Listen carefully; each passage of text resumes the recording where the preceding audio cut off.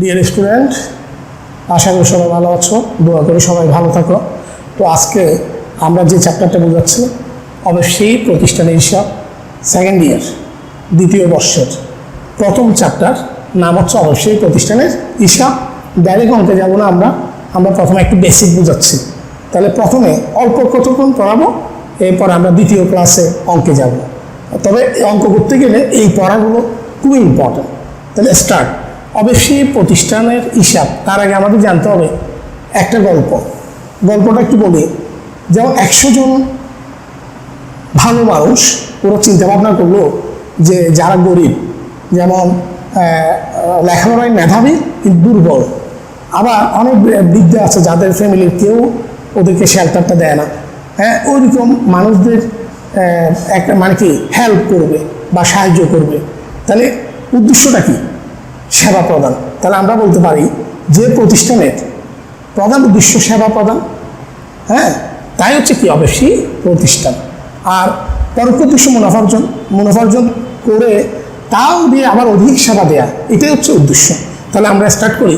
অবশ্যই প্রতিষ্ঠান হিসাব বোঝার আগে আমরা একটু বুঝলাম অবশ্যই প্রতিষ্ঠান কি। যে প্রতিষ্ঠানের প্রধান উদ্দেশ্য সেবা প্রদান, কিন্তু পরোক্ষ উদ্দেশ্য মুনাফার্জন, কিন্তু পরোক্ষ উদ্দেশ্য মুনাফার্জন ঠিক, কিন্তু ওই মুনাফার্জন দিয়ে আরও অধিক সেবা দেয়া, ওইটা হচ্ছে টার্গেট।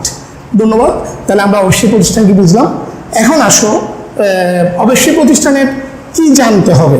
তাহলে এখানে ওই 100 জন সদস্য ওরা প্ল্যানিং করলো কি যে গরিব এবং বৃদ্ধা, তারপর কি মেধাবী কিন্তু দুর্বল, ওদেরকে লেখাপড়ায় মেধাবী কিন্তু কি আর্থিক অবস্থা সচ্ছল নয়, ওদেরকে হেল্প করা। তাহলে উদ্দেশ্য আশা করি আমরা বুঝছি। তাহলে এখন আমাদের বুঝতে হবে অবশ্যই প্রতিষ্ঠানের মধ্যে অঙ্ক করতে গেলে আমাদের বুঝতে হয় কি, প্রথমে মুনাফা জাতীয় আয়, মুনাফা জাতীয় আয়। তাহলে একটু আগে বললাম মুনাফা জাতীয় আয় কি, ওই যে 100 জন সদস্য ওদের চিন্তা ভাবনা কি, ওরা প্রত্যেকে মাসে 1000 করে টাকা দিবে। তাহলে মাসে যদি 1000 হয়, 50 জন সদস্য চিন্তা ভাবনা কি ওদের ইনকাম করা নয়, সেবা দেওয়া, এটা হচ্ছে বেসিক। তাহলে 50 জন সদস্য ওরা মাসে 1000 করে চাঁদা দিলে কত হলো? 50,000। তাহলে এই 50,000 টাকা দিয়ে একটা এরিয়াতে হেল্প করলো, আবার 50,000 দিয়ে আরেক এরিয়াতে হেল্প করলো, এটা হচ্ছে অবশ্যই প্রতিষ্ঠান। তাহলে এখন আমাদের অঙ্ক করতে গেলে আমাদের বুঝতে হবে কি মুনাফা জাতীয় আয়। তাহলে ওই 50 জন সদস্য ওরা একটা ক্লাব খুললো, উদ্দেশ্য কি সেবা দেওয়া। তাহলে ক্লাব খোলার পরে ওরা কি করলো, ডিসিশন নিল কি প্রত্যেক মাসে 1000 টাকা দিবে। তাহলে চাঁদা, তাহলে এই 1000 করে টাকা দিবে। তাহলে এই চাঁদাটা কি একবার দিবে না বারবার দিবে? এই বারবার দিবে। তাহলে এটাকে বলা হচ্ছে কি মুনাফা জাতীয় আয়। তাহলে অবশ্যই প্রতিষ্ঠানের মুনাফা জাতীয় আয় অথবা প্রাপ্তি। পরীক্ষায় আসতে পারে দুইয়ের জন্য মুনাফা জাতীয় প্রাপ্তি বা মুনাফা জাতীয় আয় কি। তাহলে আমরা বলতে পারি যা একটা প্রতিষ্ঠান বারে পাবে বা পুনঃ পাবে, তাই হচ্ছে কি অবশ্যই প্রতিষ্ঠানের মুনাফা জাতীয় প্রাপ্তি বা আয়। স্টার্ট। তাহলে কি, যেমন চাঁদা, তাহলে চাঁদা প্রশ্নের মধ্যে প্রাপ্তির মধ্যে থাকবে, তারপর আমাদের জানা উচিত যে কীভাবে বুঝলাম। তাহলে এই যে 50 জন সদস্য মাসে টাকা দিবে, তাহলে এটা কি জাতীয়? মুনাফা জাতীয় আয় অথবা প্রাপ্তি। চাঁদা কি একবার পাবো না বারবার পাবো? তাই বারবার পাবো, তাহলে চাঁদা মুনাফা জাতীয় আয়। তারপর প্রবেশ ফি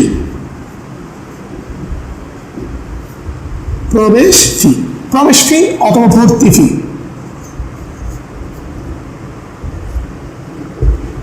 প্রবেশ ফি এন্ট্রান্স ফি বলা হয় ইংলিশে, বা অ্যাডমিশন, বা তাহলে আমরা প্রবেশ ফি এরকম অনেকেই আমাদের এই ক্লাবের মধ্যে আসতে চাইবে, তো আমরা নিব। তাহলে একজন না বারবার? যেমন একটা স্কুলের মধ্যে কি একবার ভর্তি হয় না বারবার ভর্তি হয়? প্রতি বছরই ভর্তি হয়। তাহলে যা পুনঃ তাই হচ্ছে কি প্রবেশ ফি বা ভর্তি ফি। তাহলে এটাও আমরা কি বলতে পারি মুনাফা জাতীয় আয় অথবা প্রাপ্তি। তাহলে আজকে আমরা প্রথম বেসিক ওয়ান এই চ্যাপ্টারটা করতে গেলে আমাদের প্রথমে জানতে হবে মুনাফা জাতীয় আয় কি? তাহলে কি বলতে পারি? চাঁদা। একটু এই চ্যাপ্টারটা একটু ডিফারেন্ট, কারণ আমরা 9 10 ধরনের চ্যাপ্টার করিনি, আবার ফার্স্ট ইয়ারেও করিনি, সেকেন্ড ইয়ারের জন্য একটু টেকনিক্যাল একটা চ্যাপ্টার। তাহলে চাঁদা, কথাগুলো একটু অগুছালো লাগবে, বারবার করতে করতে আশা করি ধারণাটা আসবে। চাঁদা, তাহলে চাঁদা কি জাতীয়? মুনাফা জাতীয়। প্রবেশ ফি কি জাতীয়? মুনাফা জাতীয়। প্রবেশ ফি ভিন্ন নাম কি? ভর্তি ফি। এখন এই যে আমাদের চাঁদা মাসে 50,000 টাকা করে আসলো, তাহলে পরে মাসে 50,000 টাকা যদি আমরা কাউকে সেবা না দিই, তাহলে টাকাগুলো জমা থাকবে কোথায়? জমা থাকবে ব্যাংকে থাকবে। তাহলে ব্যাংকে থাকলে আমরা কি পাবো? বিনিয়োগের সুদ।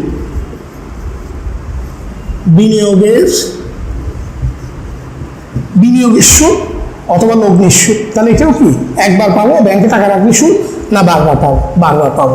তাহলে আশা করি বিনিয়োগের সুদ এটাও কি জাতীয় আয়? মুনাফা জাতীয় আয়। তাহলে মুনাফা জাতীয় আয় এই অঙ্কের জন্য খুব ইম্পর্টেন্ট একটা টপিকস। এখন আমরা বুঝবো আরও আছে হল ভাড়া।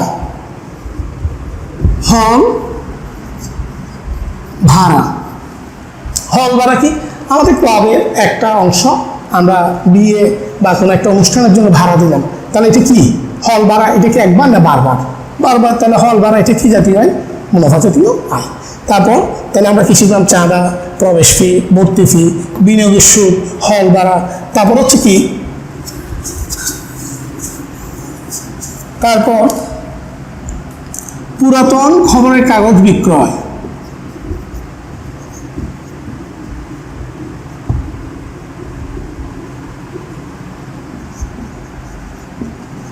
পুরাতন খবরের কাগজ, sale of old newspaper. Sale of old newspaper বলতে পুরাতন খবরের কাগজ বিক্রয়। আমরা প্রতিদিন কিনি, সাময়িকী, তারপর কি সংবাদপত্র নিই। তাহলে এগুলো কি করা হয়? মাসে মাসে বিক্রি করা হয়। তাহলে একবার না বারবার পাবো টাকা? বারবার। তাহলে আমরা কি শিখলাম আজকে? অবশ্যই প্রতিষ্ঠান কি? যে প্রতিষ্ঠানের প্রধান উদ্দেশ্য সেবা প্রদান, পরোক্ষ উদ্দেশ্য মুনাফা অর্জন, এবং পরোক্ষ উদ্দেশ্য মুনাফা অর্জন ঠিক ওই টাকা দিয়ে অধিক সেবা দেওয়ার জন্য মুনাফাটা করা হয়। তাহলে আশা করি বুঝলাম। তাহলে কি কি মুনাফা জাতীয় আয়? চাঁদা, প্রবেশ ফি অথবা ভর্তি ফি, বিনিয়োগের সুদ, তারপর কি হল ভাড়া, তারপর কি পুরাতন খবরের কাগজ বিক্রয়। আশা করি বুঝছি আমরা। তো প্রথম বেসিক শেষ, মুনাফা জাতীয় আয়। এবার শিখবো 2, বেসিক 2।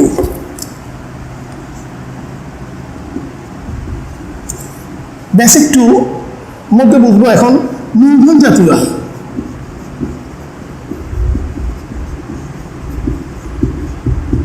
মূলধন জাতীয় আয়। মূলধন জাতীয় আয় কি? আমাদের ক্লাবের সেবা দেখে সরকার কি করলো? অনুদান করলো। একটা জিনিস মনে রাখতে হবে, যাদের অনেস্টি থাকবে সবাই হেল্প করবে, কারণ সততায় ওইরকম একটা জিনিস। তাহলে এখানে দেখা যাচ্ছে অনুদান। সরকার কি করলো? যখন দেখলো যে আমাদের ক্লাব ভালো একটা সেবা দিচ্ছে, তখন সরকার 10 লক্ষ টাকা অনুদান করলো। তাহলে অনুদানটাকে আমরা সরকার থেকে প্রতিদিন পাবো, বারে বারে পাবো, হঠাৎ? এটাকে বলা হচ্ছে মূলধন জাতীয় আয় অথবা প্রাপ্তি। তাহলে আজকে চ্যাপ্টারের মধ্যে বেসিক 1 কি শিখলাম? অবশ্যই প্রতিষ্ঠান কি? মুনাফা জাতীয় আয় কি? অবশ্যই প্রতিষ্ঠান মুনাফা জাতীয় আয় বা প্রাপ্তি কি? মূলধন জাতীয় আয় বা প্রাপ্তি কি? তাহলে অনুদানকে আমরা প্রতিদিন পাবো না হঠাৎ? আশা করি বুঝছো সবাই। এরপর হচ্ছে উল্লিখিত ধন দৌলত। উল্লিখিত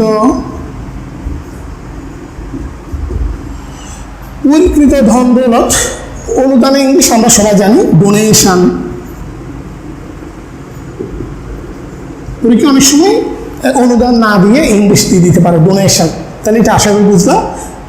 তবে মনে রাখতে হবে দান খয়রাত নয়, দান খয়রাত কিন্তু খরচ, হ্যাঁ, কিন্তু অনুদান হচ্ছে কি?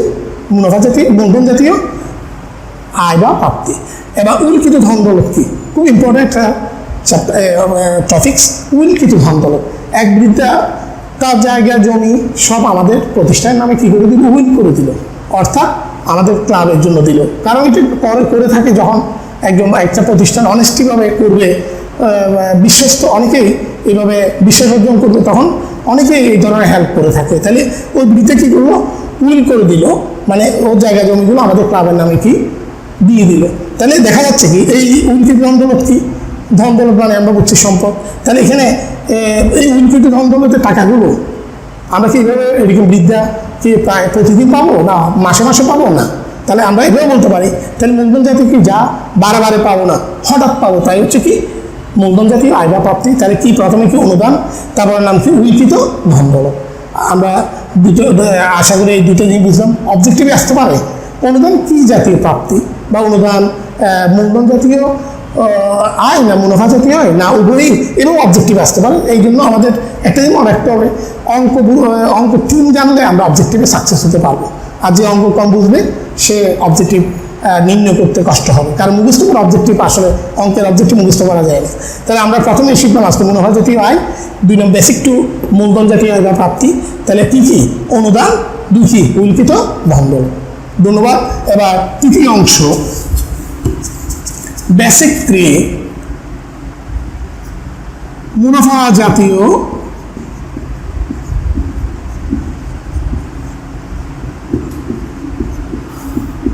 ব্যয় বা প্রদান। মুনাফা জাতীয় ব্যয় কি আমরা সবাই জানি, মুনাফা জাতীয় মানে বারবার, ব্যয় বা প্রদান তাহলে যা বারবার দেওয়া হবে। যেমন আমাদের প্রতিষ্ঠানে অনেক গরিব বা জব করতে পারে, যা তাহলে কি কি ওদেরকে ওইটা একটা এক ধরনের সেবা, তাহলে ওদেরকে মাসে মাসে কি দিতে হবে বেতন। তাহলে বেতন কি একবার না বারবার, মাসে মাসে, তাহলে এটা কি জাতীয় মুনাফা জাতীয় ব্যয় অথবা কি প্রদান।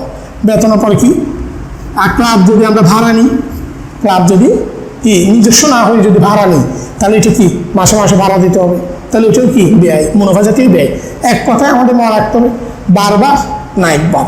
তাহলে এগুলো হচ্ছে কি পুনঃ পুনঃ বা বারবার, তাহলে বেতন ভাড়া। তারপর হচ্ছে কি মণিহারি, কাগজ কলম কালি, এগুলোকে আমরা জানি সবাই মণিহারি, তাহলে এগুলোকে একবার না বারবার, বারবার। এরপর হচ্ছে কি স্যার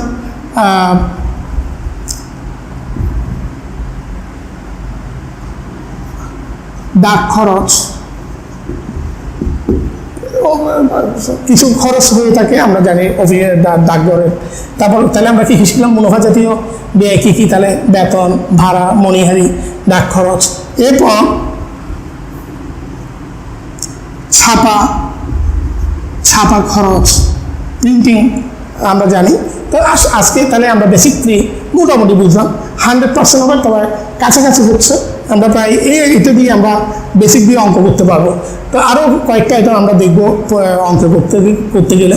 তাহলে আজকে আমরা প্রথম বেসিক ওয়ান কী শিখলাম, মুনাফা জাতীয় প্রাপ্তি বা আয়। 2 নম্বর কী শিখলাম মূলধন জাতীয় আয় বা প্রাপ্তি। 3 নম্বর কী শিখলাম মুনাফা জাতীয় ব্যয়। 4 নম্বর বেসিক 4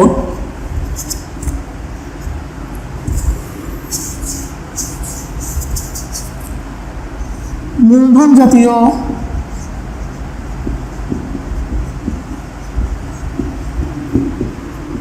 ব্যয়। মূলধন জাতীয় ব্যয় কি, যে ব্যয় বারবার না একবার হঠাৎ। যেমন এক আসবাবপত্র ক্রয়, আসবাবপত্র ক্রয় এটা কি বারবার না, আমরা কি প্রতিদিন কি আসবাবপত্র কিনি, মাসে মাসে কি আসবাবপত্র কিনি হঠাৎ, তাহলে এটাকে আমরা ক্রয় মানে কি টাকা যাচ্ছে, তাহলে অবশ্যই ব্যয়। তাহলে কি জাতীয় ব্যয়, মূলধন জাতীয় ব্যয়। তারপর খেলাধুলার সরঞ্জাম ক্রয়,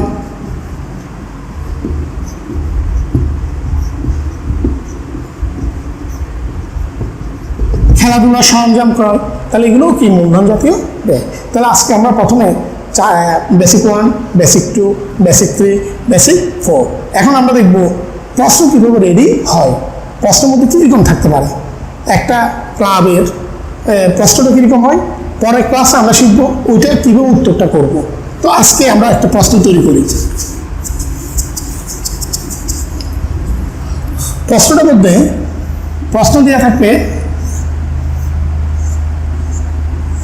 প্রাপ্তি প্রদান হিসাব।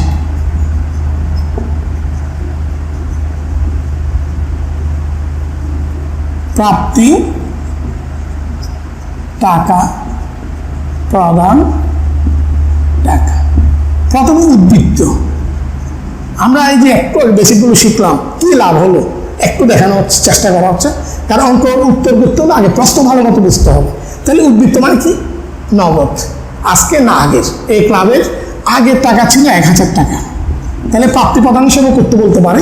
তাহলে আজকে আমরা যদি পরীক্ষা বলে প্রাপ্তি প্রদান হিসেব করো, তাহলে আমরা প্রথম কি লিখবো প্রারম্ভিক উদ্বৃত্ত আগের টাকা, তাহলে আগের টাকা আজকে পাচ্ছি প্রাপ্তির মধ্যে বসবে। তারপর চাঁদা, একটু আগে শিখলাম চাঁদা প্রাপ্তি, এই যে প্রশ্নটা ওই যে আগে পড়াটা কাজ দিচ্ছে। তারপর কি অনুদান, তাহলে অনুদান কি জাতীয়, একটু আগে শিখলাম কি জাতীয়, মূলধন জাতীয়। মূলধন জাতীয় কি প্রাপ্তি, তাহলে কত হলো 4000। এবার প্রধান পাশে একটু আগে শিখলাম বেতন, বেতন কি জাতীয়, মুনাফা জাতীয় ব্যয় বা প্রদান। তারপর হচ্ছে কি ভাড়া, মুনাফা জাতীয়। তা উদ্বৃত্ত,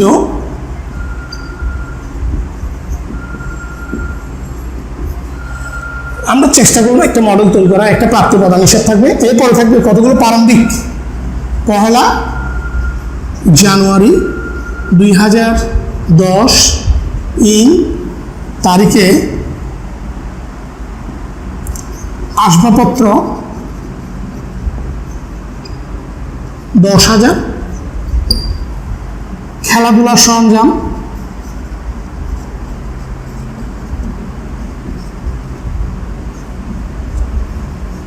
20,000। তাহলে প্রশ্ন কিরকম, প্রাপ্তি প্রদান হিসাব, কিছু প্রারম্ভিক সম্পদ থাকবে, প্রারম্ভিক সম্পদ। এরপর সমন্বয়, এরপর কি সমন্বয়, বেতন বকেয়া 1000 বিগত সালের।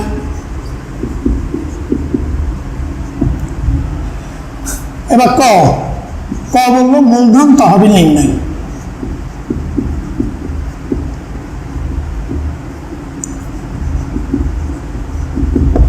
তাহলে আমাদের আজকে প্রথমে কি দেখতে হবে, প্রশ্নটা বুঝলাম, সমন্বয় আজকে একটা দিয়েছি, কিন্তু প্রশ্নের মধ্যে আরো 2-1টা থাকবে। আজকে কি নির্ণয় করতে বললো, মূলধন তহবিল নির্ণয়, মূলধন তহবিল নির্ণয়। তাহলে মূলধন তহবিল খ আয় ব্যয় হিসাব, গ উদ্বৃত্তপত্র, ক খ গ 3টা পরীক্ষা থাকবে না, পরীক্ষার মধ্যে আরো সংক্ষিপ্ত থাকবে।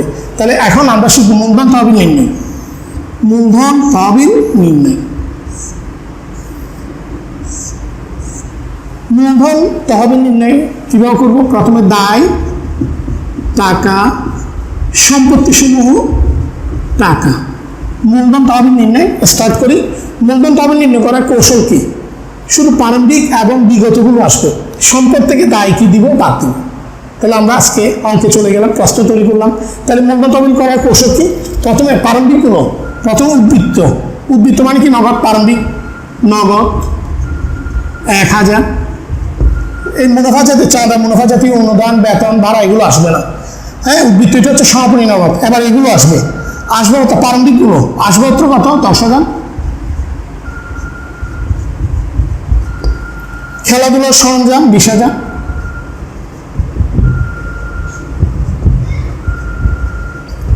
এবার বকেয়া বেতন বিগত সাল, বিগত মানে প্রারম্ভিক, তাহলে বকেয়া বেতন 1000। এবার যোগ বিয়োগ, তাহলে আমরা মূলধন নিয়ে কি আসবে, আমরা শেষ পর্যায়ে।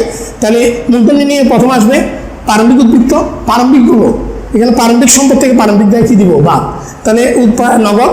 এবার এই প্রারম্ভিকগুলো আসবে তো কত 10,000 প্রারম্ভিক।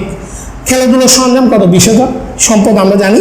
তারপর কি বকেয়া বেতন আসতো না, কিন্তু কি বললো বিগত সালের, বিগত মানে প্রারম্ভিক, তাহলে কত 1000। এবার যোগ বিয়োগ করে দাও, তাহলে 20 10 কত 30 সম্পদ 31, আর এখানে 1, তাহলে 31 থেকে 1 গেলে কত 30,000। এটার নাম হচ্ছে মূলধন তহবিল। যোগ করি 31,000। সবাইকে ধন্যবাদ ক্লাস সাথে থাকার জন্য। আর একটা কথা বলি, আমাদের প্রিন্সিপাল স্যার যেভাবে উৎসাহ প্রদান করেছেন আমাদের, ওনার কাছে আমরা কৃতজ্ঞ। তা তোমরাও ক্লাসগুলো অ্যাকসেপ্ট করার চেষ্টা করবা। ঠিক আছে, পরের ক্লাস দেখা হবে।